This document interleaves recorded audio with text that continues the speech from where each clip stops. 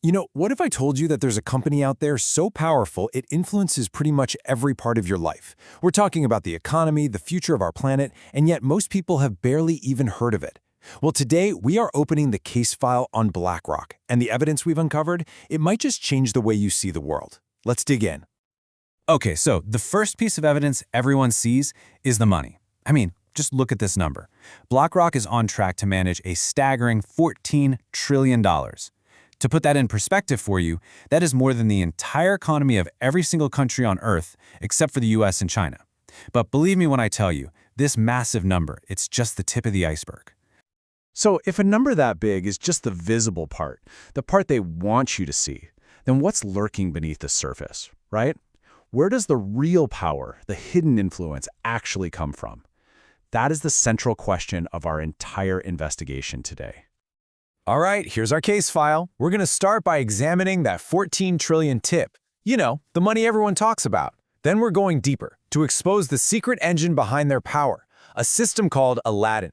From there, we'll investigate how they're using that power to literally build the future, why their whole empire is now under fire from all sides, and finally, we're going to ask the most important question of all: who is watching the watchers? So how did they get all that money in the first place? Well, sure, a big part of it is managing investments for millions of people.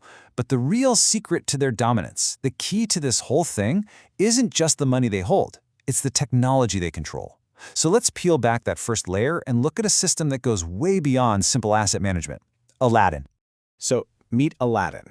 In their own official files, BlackRock describes it as a tech platform that unifies investment management by creating a common data language for risk analysis. Yep, sounds pretty technical, right? Little dry?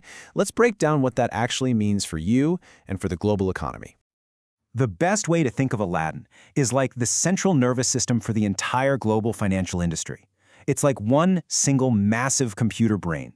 And it doesn't just manage BlackRock's own trillions. It sees and analyzes the risks across a huge chunk of the entire world's economy. It is literally designed to see everything. And here is where its hidden reach becomes crystal clear. It's not just BlackRock using it. We're talking pension funds, insurers, major banks, big corporations. Get this, even BlackRock's direct competitors are plugging into Aladdin. They are literally paying their biggest rival to use its technology to manage their own risk. This gives BlackRock an unparalleled, almost godlike view of the entire market. They can see where the money is flowing and what the rivals are planning, often before anyone else has a clue. Now, this isn't just about ones and zeros or digital information.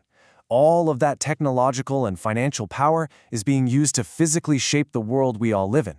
It's influencing everything from government policy to the actual infrastructure you use every single day. Just look at their recent moves.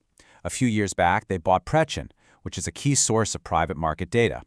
More recently, they announced this massive deal to acquire Global Infrastructure Partners, or GIP, which is a firm that owns critical things like ports and airports. And right around that same time, an AI partnership they're involved with raised over $12 billion. See the pattern? They're not just buying stocks anymore. They're buying the data, the physical world, and a controlling stake in the future of AI. And this is how they navigate these really complex political minefields. Take climate change, for instance. They call their new strategy energy pragmatism. The evidence? Well, they're investing $300 billion into traditional energy giants, while at the same time putting $138 billion into the energy transition. By funding both sides of the equation, they secure influence no matter which way the political winds blow. They are effectively shaping global energy policy from the inside.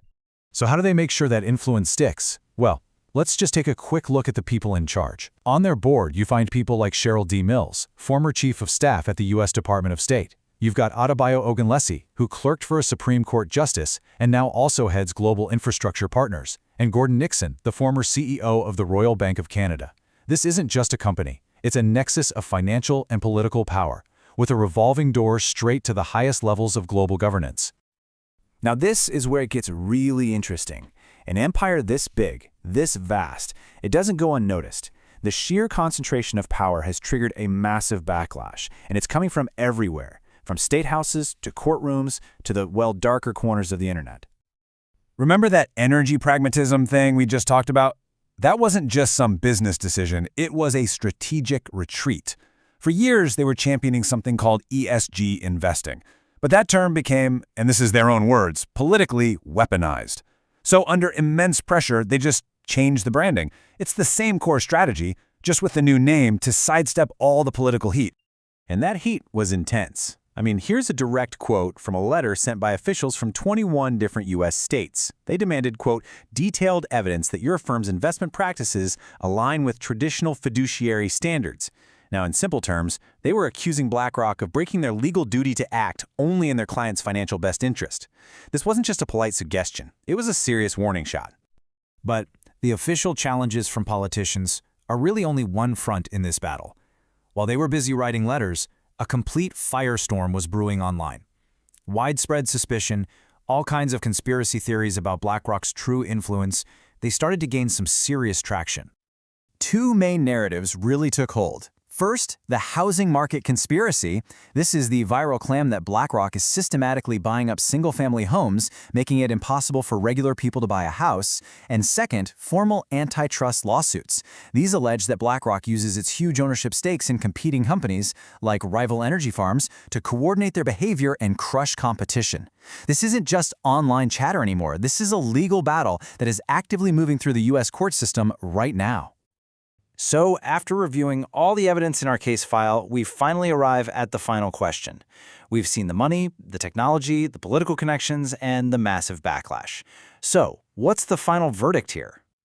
Our investigation shows a really clear path of escalating power. It all started by managing trillions in assets. That gave them the capital to build Aladdin, which is a tool to see the entire market.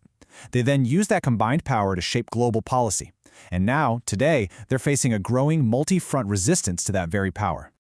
And all of this brings us to the final and frankly pretty unsettling question. When one single firm manages this much of the world's money, owns the technology that sees the entire financial system, and has deep, deep ties to the very governments that are supposed to regulate it, who exactly is left to watch the watchers?